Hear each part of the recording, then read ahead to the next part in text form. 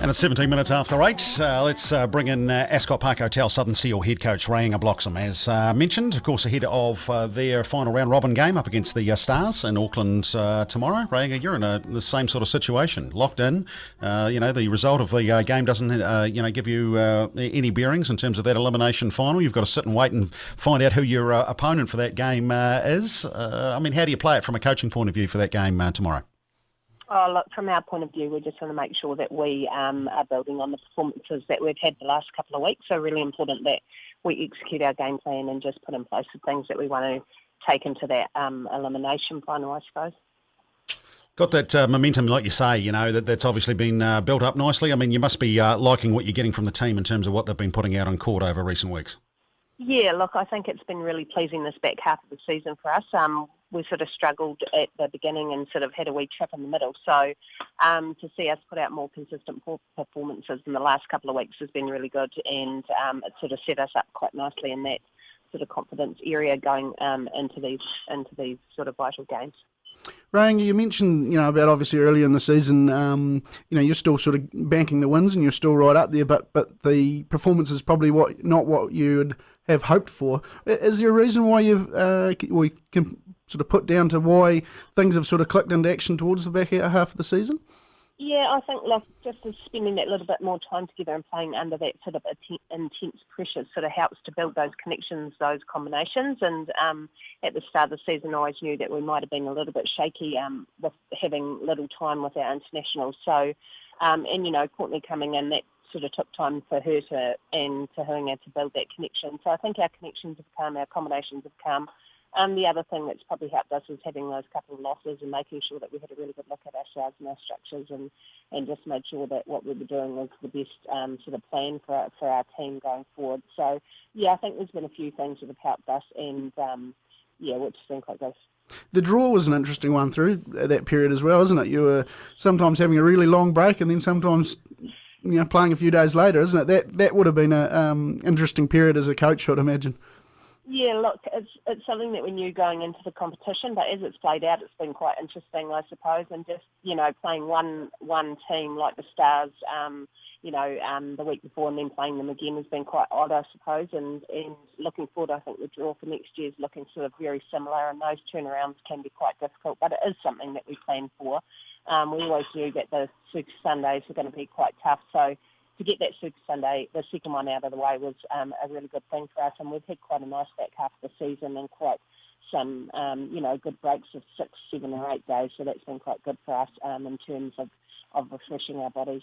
There's been a lot of talk about the youngsters, quite rightly. Jen O'Connell at one end, Courtney Elliott, you mentioned, from a defensive point of view as well too. But I just get the feeling, I'd be interested in your thoughts here. As you've gone to this business end of the season, it's been that experienced core, hasn't it? Tapia, Gina, Shannon, Wendy, Tuhinga, that have really stepped up, I guess, as you've got to this is the business end where championships are won. Yeah, that's exactly right. And in those crucial moments and those times under pressure, cool heads like Wendy come along and just keep everyone nice and calm and refocus and make sure that they know what their job is and what we need to do. And under those critical moments, you need people like her. I think Tuhinga, she's really stepped up in the last couple of weeks and she's just come alive and she's sort of pulling ball from all over the place, and Courtney's looking nice behind her. And like you say, Gina's just been steady for us throughout the whole competition, and she's just feeding Jen really nicely and just a connection down there attacking in, and Tapia's just leading, doing her job in the circle as well and helping Jen out. And, Jen has got the easy job. She's just, as easy as it can be under pressure from defences, but she's just doing her thing and she's doing it really well. So everything's sort of combining quite nicely throughout the court. Now, Reinga, you've got to answer this question. You've got to give me one of these two answers, tactics or mystics. You can't avoid it. Which one do you prefer? Look, I think either way, it's both going to be. Hey, you can't avoid it. You can't avoid it. No. I think the tactics would be, they're sitting pretty.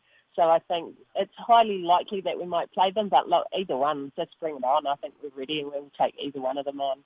So, yeah, I'm still going to sit on the fence. I don't care who it is. I just want to know. Yeah, absolutely. Well, that's the thing. You're going to have to wait till Wednesday, aren't you? So I suppose, it is going to, and that's the way the competition should work. It's unlike the basketball boys that are locked in, a week out. You're going to go right through to, the end of that Mystics Pulse game on Wednesday night before you know exactly who's coming south. Yeah, and I think that's been the best thing about this competition this year, that it's just been so tight and so close that it is going to come down to that last round robin game, which is absolutely exciting. So I know that we'll all be watching it just to see what's going to happen, and who knows what could unfold. One final one. How's your Silver Ferns coach application going? Coming together nicely? I'm not even looking at that. Hey, look, my focus is purely on our team, and that's something that I'll just let some other expert take put their name in the draw for that. Good stuff, mate. Hey, listen, well, always good fun. Thanks so much. Good luck for tomorrow, and look forward to keeping in touch ahead of that elimination final on the 8th down in Invercargill, whomever you might be up against. No worries. Thank you. Thanks, mate. Reinga Bloxham joining us 22 minutes after 8 here on the All Sports Breakfast. Thanks to Newstalk ZB. Yes, it's going to be interesting to see who they've got. And she has come out. Now I know you had a chat, with her this week, or the ODT did, in terms of her aspirations from a national point of view.